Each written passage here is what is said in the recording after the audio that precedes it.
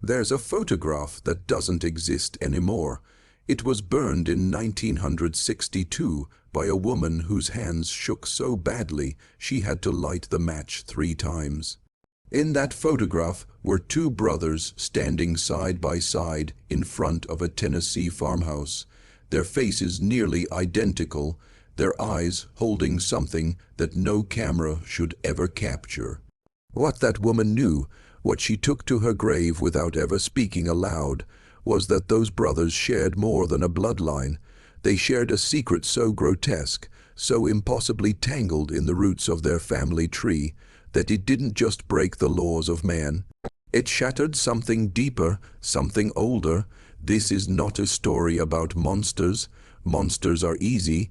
Monsters live in shadows and under beds and in the margins of campfire tales. This is a story about men.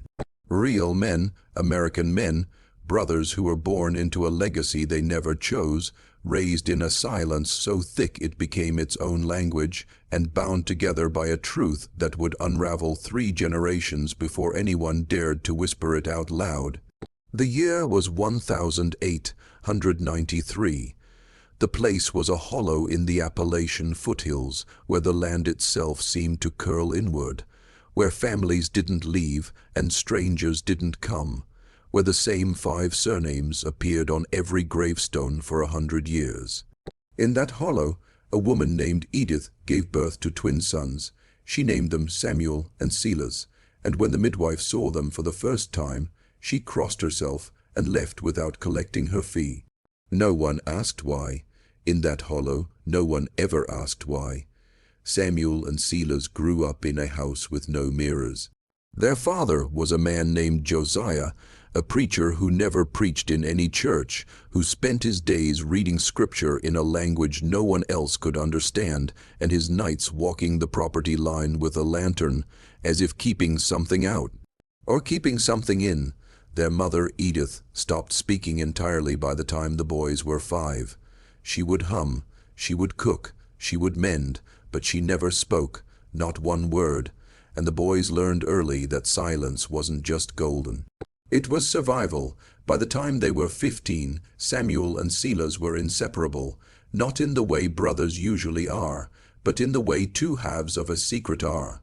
The people in the hollow had a way of knowing things without being told. They knew which wells had gone bad.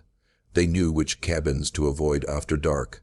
They knew that when the Hewitt family closed their shutters in the middle of the day, you didn't knock. And they knew, though no one would say it directly, that something wasn't right with the twins. It wasn't just that they looked alike. Twins do that. It was the way they moved, the way they finished each other's sentences, not out of familiarity, but out of necessity, as if they were sharing one thought between 2 skulls.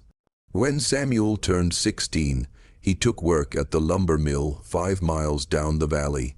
Silas stayed on the farm.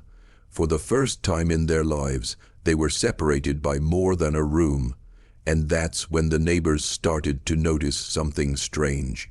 On the days Samuel didn't come home, Silas would sit on the porch and stare at the road for hours, unmoving, barely blinking, and when Samuel finally returned, Silas would stand without a word and walk inside, and you could feel the air change. Like a held breath finally released, then came the summer of 1912. Edith died in her sleep. The doctor said it was her heart, but her heart had been dead for years. Josiah followed her 6 weeks later. He was found in the barn, hanging from a rope he'd tied himself, a Bible open on the ground beneath him to a passage in Leviticus that someone later tore out. No one ever said which verse. The twins buried their parents in the family plot without a service, without witnesses, and for the next 40 years, Samuel and Silas lived alone in that house, side by side, 2 men who never married, never left, never let anyone inside. But here's the thing about secrets. They don't die with the people who keep them. They live in the walls, they soak into the floorboards, they pool in the basement like groundwater, cold and black and waiting. And when Samuel died in 1954, a stroke, they said, though he was only 61, Silas did something no one expected. He sold the farm, every acre, every animal, every tool, and he burned the house to the ground. He stood there and watched it burn for 7 hours, until there was nothing left but ash and chimney stone. Then he walked to the county clerk's office and filed a single piece of paper. It wasn't a will, it wasn't a deed, it was a confession. 3 pages, handwritten, sealed in an envelope with instructions that it not be opened until 1999.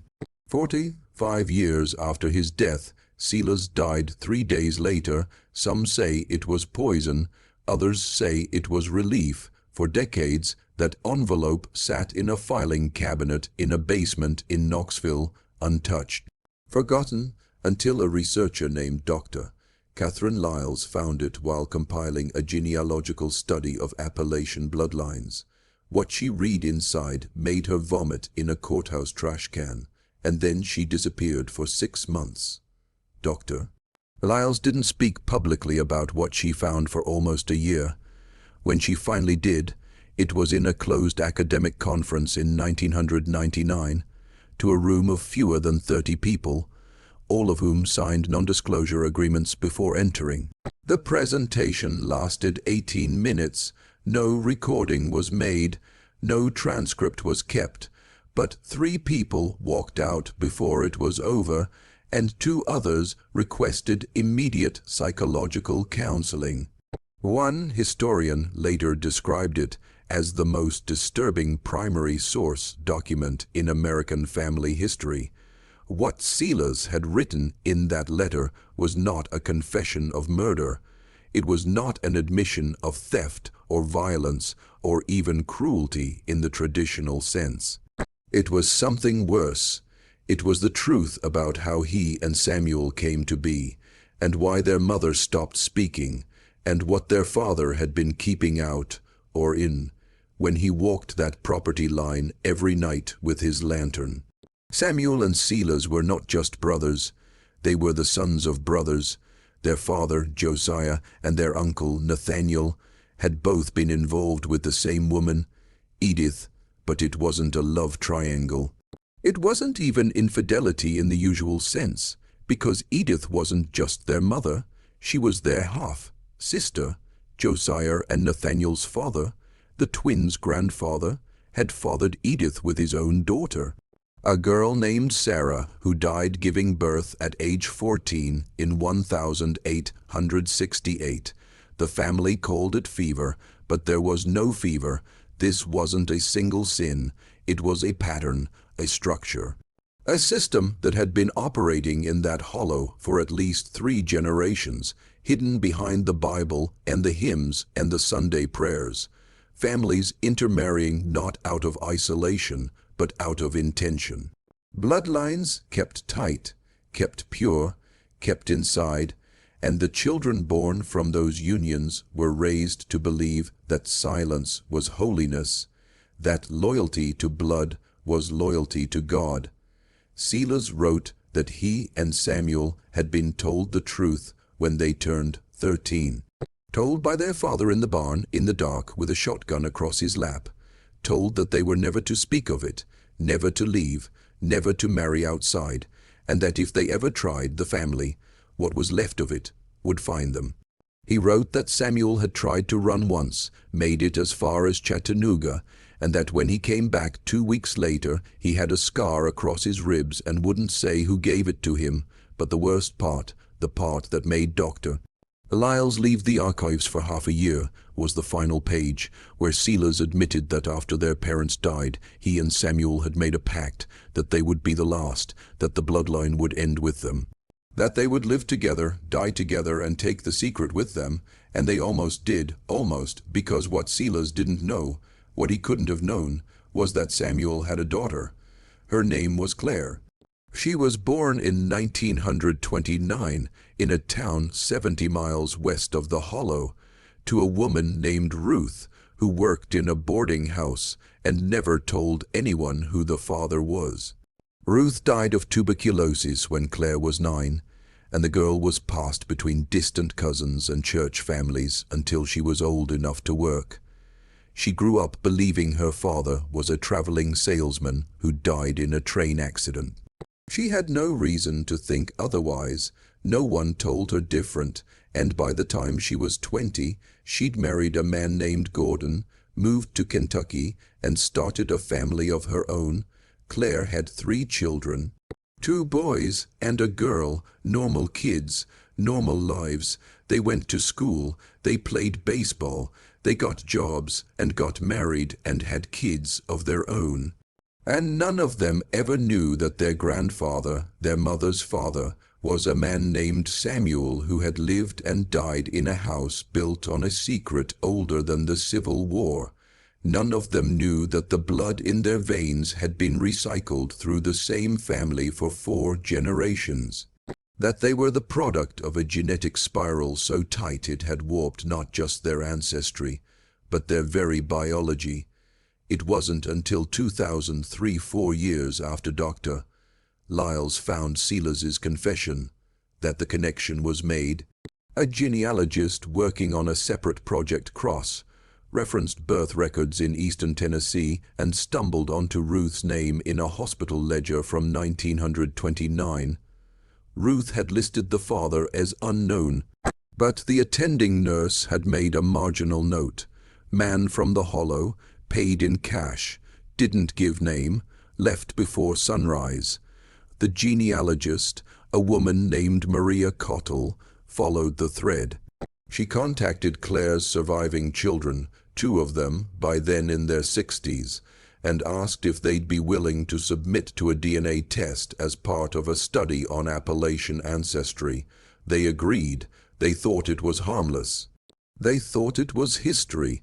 What came back from the lab made Maria shut down her entire project. The DNA didn't just show markers for inbreeding. It showed patterns so severe, so concentrated, that the geneticist who processed the sample called her directly and asked if the subjects were from a known isolate community, a cult, a closed religious sect. Something, because what he was seeing wasn't normal, it wasn't even rare, it was architectural. The coefficients of relatedness were off the chart. The sample showed levels of homozygosity, identical genetic sequences inherited from both parents, that should only appear in multi-generational sibling pairings. In other words, the DNA told a story, and that story was that Claire's children weren't just inbred. They were the result of a family that had been inbreeding deliberately, systematically, for over a century. Maria contacted Dr. Lyles, and together they did something almost no one in their field had ever done. They sat down with Claire's son, a man named Thomas, and told him the truth, all of it, showed him Silas's letter, showed him the DNA analysis, showed him the genealogical map they'd constructed, with lines tangled so densely it looked less like a family tree and more like a knot. Thomas didn't speak for a long time. Then he asked a single question: "Is that why my sister died?" Thomas's sister, Anne, had died in 1987 at the age of 41. The official cause of death was listed as congenital heart failure, but Anne had been sick her entire life.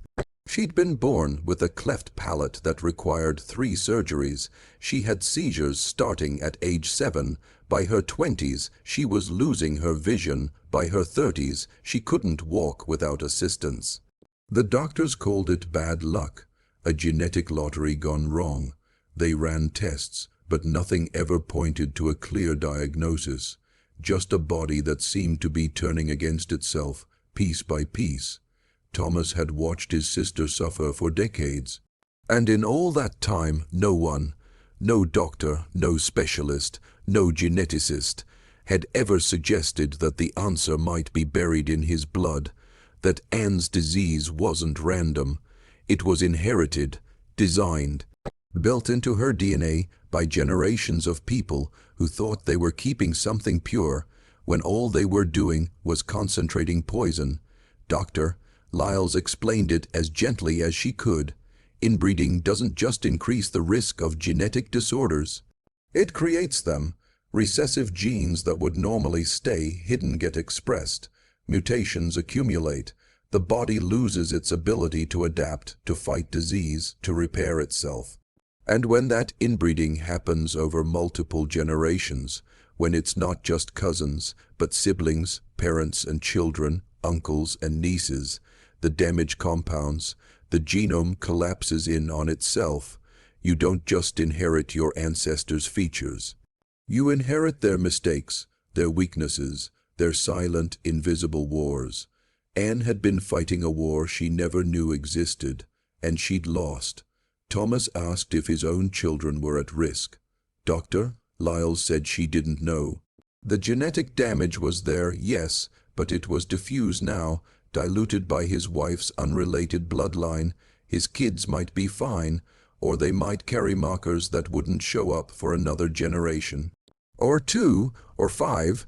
There was no way to know. That's the cruelty of it. The secret doesn't just live in the people who kept it. It lives in everyone who comes after. Thomas went home that night and didn't tell his wife. Didn't tell his children.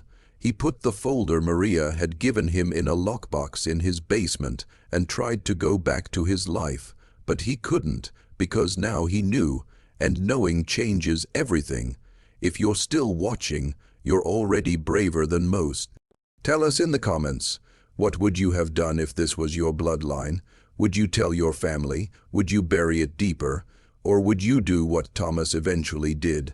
Because 6 months later, Thomas drove back to Tennessee. He found the hollow where Samuel and Silas had lived, or what was left of it. The property had been sold and re-sold. The house was long gone, but the land was still there, the trees, the creek, the cemetery. And Thomas walked that cemetery for hours, reading the names on the stones. The same 5 surnames over and over, married to each other, buried next to each other, generation after generation, and then he found it. A stone with no name, just a date, 1868, the year Sarah died giving birth to Edith, the year it all started, or maybe just the year someone finally wrote it down. Thomas stood there until the sun set. And then he left. He never went back. There's a term in genetics called pedigree collapse. It's what happens when ancestors appear multiple times in a family tree because of intermarriage. In a healthy, diverse lineage, you have 2 parents, 4 grandparents, 8 great-grandparents, and so on, doubling backward through time. But in cases of pedigree collapse, those numbers don't double. They fold in on themselves. Your great-grandfather might also be your great-uncle. Your grandmother might also be your cousin. The tree doesn't branch outward, it spirals inward, and eventually it strangles itself. Samuel and Silas's family tree had collapsed so thoroughly that by the time they were born, they had fewer than 20 distinct ancestors going back 5 generations. In a normal family, that number should be over 60. Their genetic diversity had been cut by 2/3, and the effects were everywhere, not just in Anne's illness, not just in the stillbirths and miscarriages that Maria found scattered throughout the family records, but in smaller things, odd things, things people didn't talk about. Thomas told Dr. Lyles that his mother, Claire, had always had trouble with her memory, not Alzheimer's, not dementia, just gaps. She'd forget entire years of her childhood. Forget the names of people she'd known her whole life. She'd tell the same stories over and over, but the details would change each time, like her brain was rewriting itself to fill in the holes. And she'd had night terrors well into her 60s. Violent, screaming episodes where she'd wake up convinced someone was in the room with her, someone she couldn't see but could feel. She called it the shadow man. She said he'd been following her since she was a child. Thomas's brother Michael had died at 53, heart attack they said, but Michael had been healthy, didn't smoke, didn't drink, ran marathons, and then one day his heart just stopped. The autopsy showed scarring on the cardiac muscle, consistent with a congenital defect that should have killed him in childhood. But it hadn't. It had waited, like it knew. And then there were the children. Thomas had 3, Michael had 2, Anne had 1, a daughter named Grace, who was now in her 40s and had never been able to have children of her own. The doctors called it unexplained infertility. But Maria's research suggested something else, that the bloodline was trying to end itself, that after a certain point, after enough damage, the body simply refuses to continue. It shuts down the future to protect it from the past. Dr. Lyles published a paper in 2004. She didn't use real names. She didn't identify the family or the location. She called it a case study in multi-generational consanguinity and its biological consequences. It was dry, clinical, the kind of thing only academics would read, but buried in the data tables and genetic charts was a conclusion that felt almost like a eulogy. She wrote, "The family in question represents an extreme but not unique example of the long-term biological cost of sustained endogamy. The damage observed is not reversible. It is heritable, persistent, and in some cases lethal. The individuals affected are not aberrations. They are the logical outcome of a system that valued isolation over diversity, and they are still among us." Thomas read the paper. He didn't understand all of it, but he understood enough. He understood that he was not just a man. He was evidence, a walking, breathing record of a crime that had been committed against his ancestors, and through them against him. And there was nothing he could do about it. No surgery, no therapy, no amount of distance or denial that could undo what had been written into his cells before he was even born. He started drinking, not a lot, just enough to sleep, just enough to stop thinking about the shadow man his mother used to scream about. Because now he'd started seeing it too. In 2011, Thomas received a letter. It came from a law firm in Knoxville, the same town where Silas's confession had been stored for 45 years. The letter was brief. It informed him that a safety deposit box, opened in 1954 under the name Silas Hewitt, had remained unclaimed and was now being cleared as part of an estate settlement process. Thomas was listed as the sole surviving heir. If he wanted the contents, he had 30 days to claim them. He almost didn't go. He told his wife he was thinking about letting it expire, letting whatever was in that box stay buried. But she told him something that changed his mind. She said, "You've been carrying this for 7 years. Maybe it's time to see what they were carrying." So he drove to Knoxville, he signed the papers, and they brought him the box. It was small, metal, locked with a key that had been kept in a separate envelope. Inside were 3 things: a photograph, a leather journal, and a ring. The photograph was the one the woman had tried to burn in 1962. Somehow, a copy had survived. It showed Samuel and Silas standing in front of the farmhouse, maybe 18 or 19 years old, their faces so identical they could have been reflections. But it was their eyes that Thomas couldn't look away from. They weren't smiling. They weren't angry. They were empty, like they'd already seen the end and were just waiting for it to arrive. The journal belonged to Edith. It was written in a shaky, childlike hand, and most of it was illegible. But there were fragments, sentences that stood alone like gravestones. "Mama said it was God's will. Josiah says we are chosen. The baby came too early. We buried it under the oak. I do not remember my name before they gave me this one." And on the last page, dated 1911, 1 year before she died, "I pray my sons will be braver than I was." The ring was a simple gold band. Engraved on the inside were 2 initials, S and S, Samuel and Silas. But it wasn't a wedding ring. It was a signet ring, the kind men used to seal letters, and pressed into the metal was a symbol, not a family crest, not a religious icon, just 2 lines crossing at the center. An X, the mark you make when you can't write your own name. Thomas sat in that bank for over an hour, staring at those three objects, and then he put them back in the box. He told the clerk he didn't want them, that they should be destroyed. She said she couldn't do that, that they were his property. So he signed a form donating them to the state archives under the condition that they never be displayed, only accessible to researchers. Only with written permission. Then he went home. He told his wife what he'd found. He told his children. He gave them the choice, to know or not to know, to carry it forward or let it end. His daughter wanted to know. His sons didn't, and Thomas respected that, because that's the only power he had left, the power to choose what he passed on. Dr. Lyles retired in 2017. Maria Cottle moved to Oregon and stopped doing genealogical work entirely. The hollow in Tennessee is still there. You can find it on a map if you know where to look, but no one lives there anymore. The land was bought by a paper company in the 1980s and has been sitting empty ever since. Sometimes hikers pass through.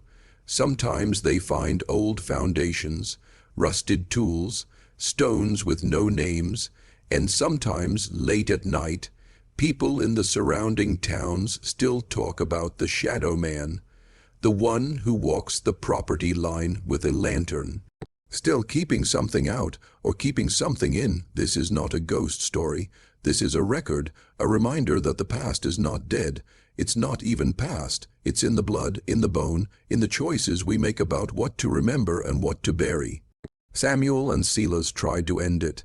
Silas burned the house, sealed the confession, died 3 days later, but the secret didn't die. It never does, because secrets don't need believers. They don't need witnesses.